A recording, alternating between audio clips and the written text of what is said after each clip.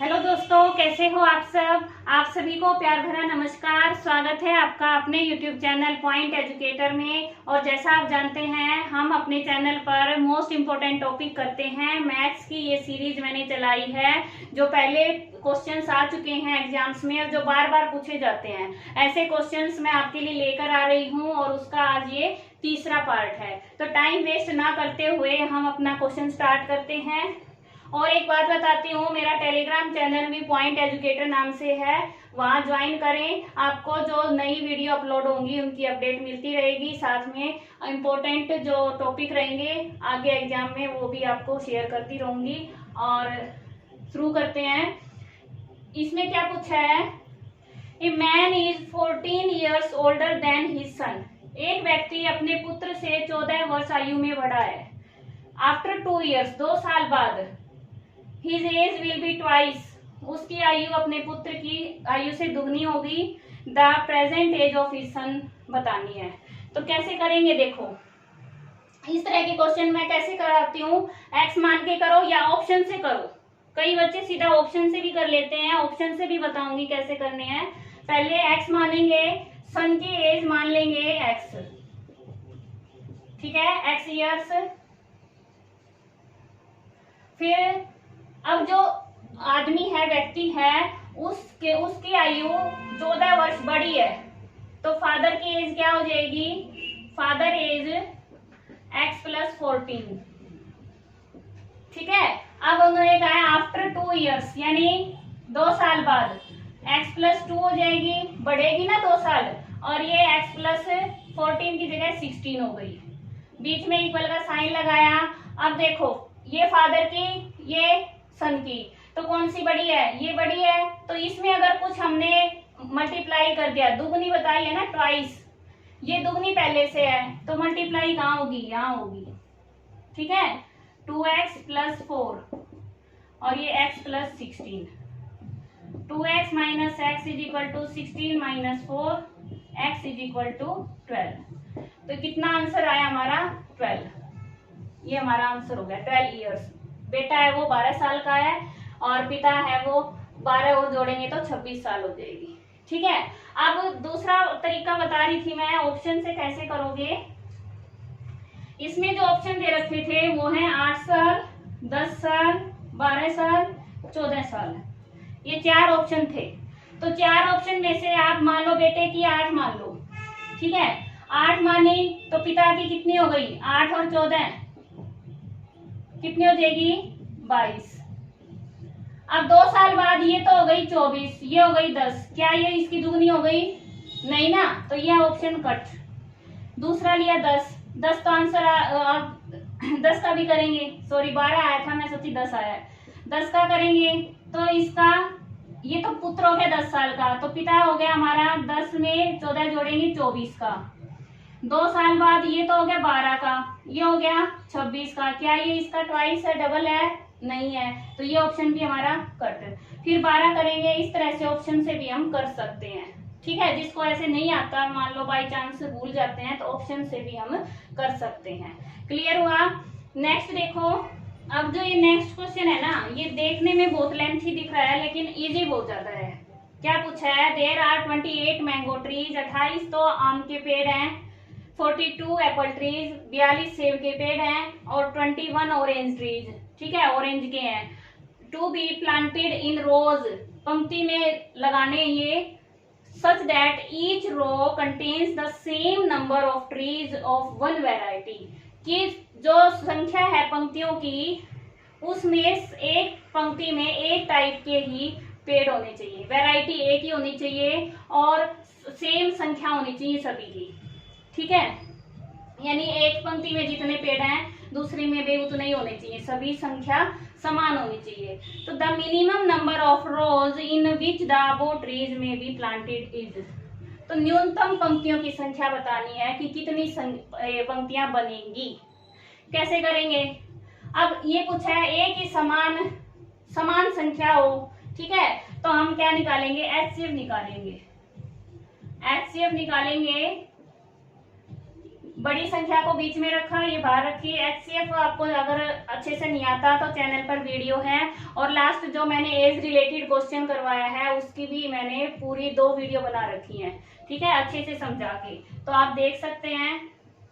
ये 2 पे कितना आ गया 21 इन दोनों का, तो 21 से अब 28 को डिवाइड करेंगे, 21 7 21, ये 3 पे गया तो HCF कितना आया हमारा 7।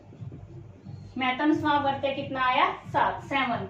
इसका मतलब एक पंक्ति में 7 पेड़ होंगे, 7, ठीक है।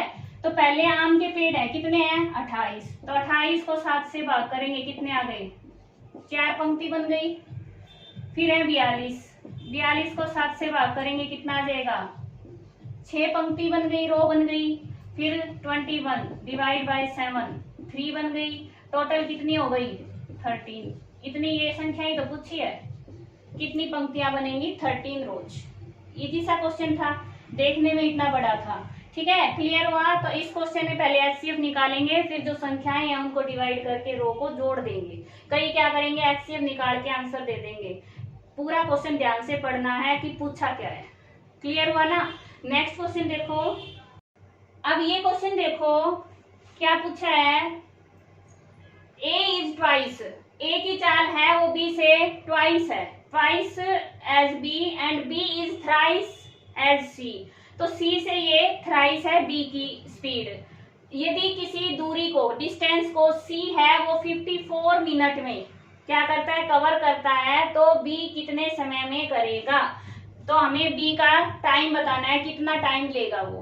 कैसे करेंगे, हमेशा बताती हूँ, जिसमें आपको नहीं पता चल रहा क्या करें तो x मान के करो। A की चाल B से दुगनी, तो यहाँ से B की चाल C से, तो किसकी लेंगे C की चाल ले लेंगे x, ठीक है। फिर B की कितनी हो गई, थ्राइस है तो 3x हो गई। A की कितनी हो गई, B से ट्वाइस है, दुगनी है, तो 3x मल्टीप्लाई बाई 2 6x। ये हमारी तीनों की स्पीड आ गई। स्पीड ये है। अब इन्होंने बताया कि किसी दूरी को C है वो 54 मिनट में तय करता है, तो डिस्टेंस कैसे निकालते हैं हम, स्पीड इंटू में टाइम, ठीक है। स्पीड कितनी है C की x, टाइम कितना लिया है 54 मिनट, तो कितना हो गया 54x। अब निकालना किसका है B का, तो B की स्पीड कितनी है 3x स्पीड, और डिस्टेंस कितनी है 54x, तो टाइम कितना लगेगा 54x divide by 3x। x से x कट गया, ये कितना आ गया 18। अब यहाँ क्या है मिनट, तो यहाँ क्या लिख देंगे मिनट, ठीक है। कुछ भी नहीं करना हमें, इजी सा है, बस हमें ये देखना है किसकी लेके चलेंगे। यहाँ C की लेके चलेंगे, क्योंकि C से ये 3 गुनी है और इससे ये 2 गुनी है, तो ये C की हो गई x, B की हो गई 3x, ठीक है, थ्राइस है। A की हो गई हमारी उससे दुगनी 6x। अब यहाँ से हमारे पास स्पीड आ गई और ये दे रखा है टाइम, तो C की स्पीड है हमारी x, ठीक है, और टाइम कितना है 54 मिनट, तो डिस्टेंस दूरी कितनी हो गई 54x। और यहाँ पे हमारे पास B का निकालना है, तो B की चाल है 3x, डिस्टेंस ये हो गई, डिवाइड करेंगे तो टाइम आ जाएगा।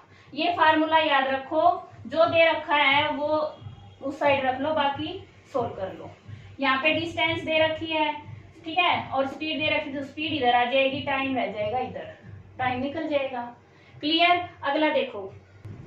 अब अगला क्वेश्चन देखो, ये कह रहे हैं if the length and breadth of a rectangular plot be increased by 50% and 20% respectively, then how many times will its area be increased. ऐसा क्वेश्चन बार बार पेपर में आता है और ये बिल्कुल ही आसान होता है, ठीक है। इसको बिल्कुल घोट के पी जाओ भाई। यदि आयताकार प्लॉट की लंबाई चौड़ाई में इंक्रीज बढ़ाई जाती है, परसेंटेज दे दिया, तो इसके क्षेत्रफल में कितने गुना वृद्धि होगी। यहाँ पे वर्ड देखना है, कितने प्रतिशत वृद्धि होगी या कितने गुना वृद्धि होगी, ये पूछा है।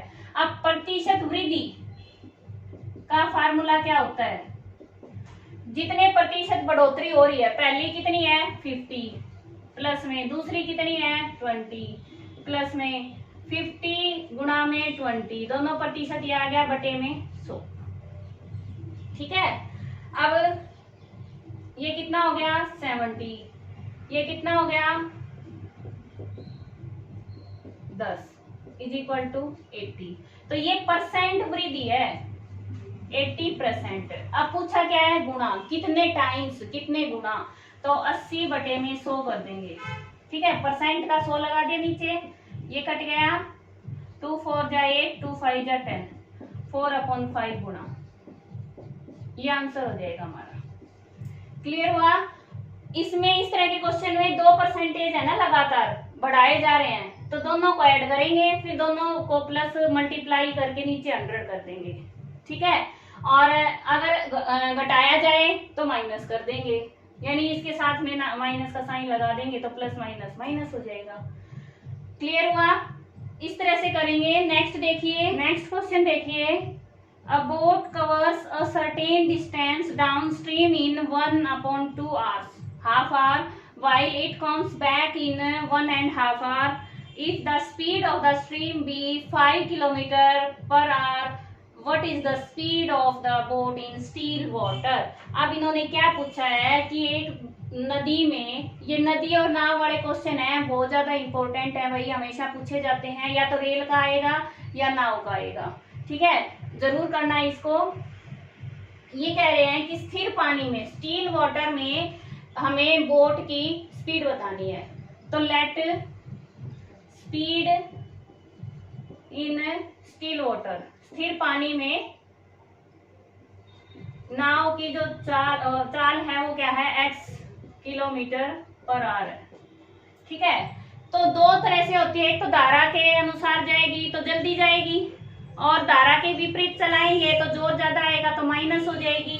तो डाउन स्ट्रीम क्या हो जाएगी, अनुप्रवाह में क्या हो जाएगी, अनुप्रवाह में चाल x, और ये क्या है 5 है ना इसकी गति नदी की, तो x + 5, और विपरीत में क्या हो जाएगी x - 5। बस इतना याद रखना। अब देखो क्या है, अब इन्होंने टाइम दिया है कि अनुप्रवाह अकॉर्डिंग टू क्वेश्चन क्या होगा, देखो अनुप्रवाह में चाल कितनी है x + 5, समय कितना दे रखा है आधा घंटा। ठीक है, तो ये हमारी दूरी आ गई, इतनी दूरी जाएगी।